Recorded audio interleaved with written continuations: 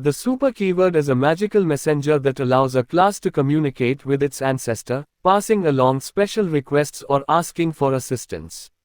It's like having a wise elder in a family who holds the key to ancestral knowledge and traditions. In Java, the super keyword is used to refer to the immediate parent class's members, fields or methods. It enables a subclass to access and invoke the methods or fields of its superclass. It's as if the subclass is sending a magical messenger to the superclass, saying, "I need your guidance or resources." Let's see an example. Ancestral Wizard is the wise elder, and Unwizard is the apprentice inheriting magical powers. Magical Spell is a special power inherited from the ancestor, and New Spell is a unique spell crafted by the apprentice.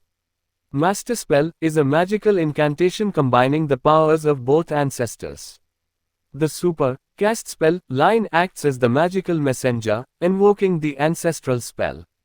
So, the super keyword in Java is like a mystical messenger connecting the present with the past, allowing subclasses to harness the powers of their ancestors. It fosters a magical lineage where knowledge and abilities are passed down through generations of classes. See you again. Thank you.